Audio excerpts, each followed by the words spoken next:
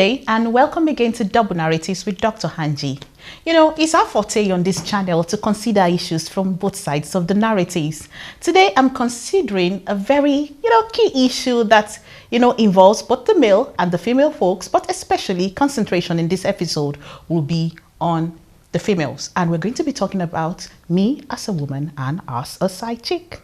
Stay tuned.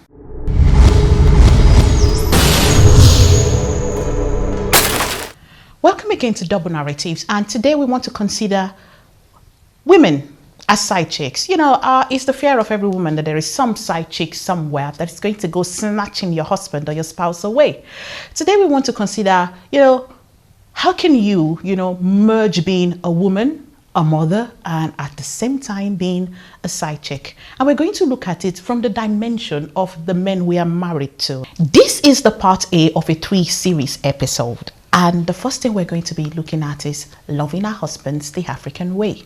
Now, let's quickly look at the psychology of a man.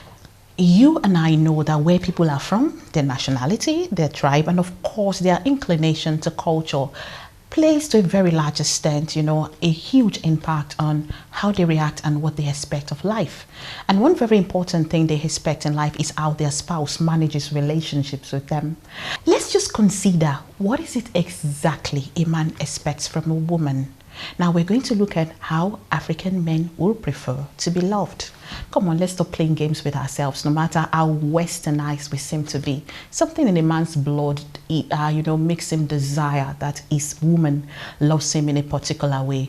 And if you really want to be a side chick, you must learn to love him properly. Now we're going to look at emotionally, how does an African man want his woman to love him emotionally?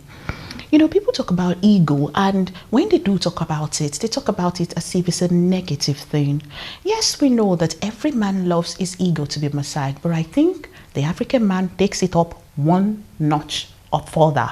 They fancy to be loved, to be adored, to be shown love, and of course also to be worshipped. It might sound a crazy thing, but I have not met an African man who doesn't like the idea of being worshipped and adored.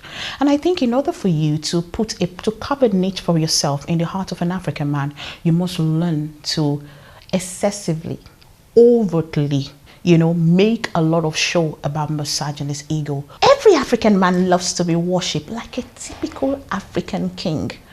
And you want me to tell the secret? You don't do this, you lose him. I don't care what anybody's saying. No matter how westernized we get, every African man wants to be worshipped. And I think in order for you to continually be a side chick, you need to do that and take it up the notch. I'm not sure there is ever a younger girl who is going to be dating your husband who wants to typically worship him. For them it's just pleasure and relationship, but you as the woman must learn to merge the two, to understand the psychology behind the reasoning of a man, that when an African man marries you, he wants to be worshipped. Now let me quickly say this at this point, that worshiping a man doesn't mean you're subordinate to him, and it doesn't actually mean that you're a slave. It simply means you're working on the psychology of a belief system of a man in order to get what you want. And I think it works like magic, if you ask me. Another thing you want to make sure you're doing for your man is to tender to his emotional needs. Sometimes a typical African man doesn't really need so much of touchy to be shown that he's loved. He wants to hear it, but not excessively. So sometimes you might go through his heart by acting rather than words. Now, I have attended a lot of marriage seminars where we're told to show our husbands care and love and tell them over and over.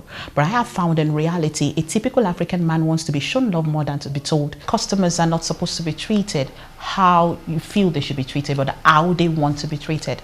A typical African man will tell you how he wants to be loved.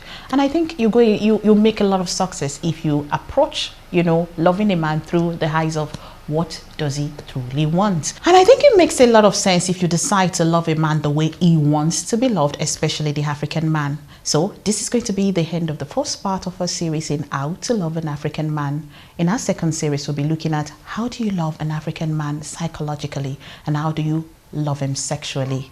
Join me then. Please don't forget to click on the notification icon, subscribe to my channel, and you won't regret you did. Bye.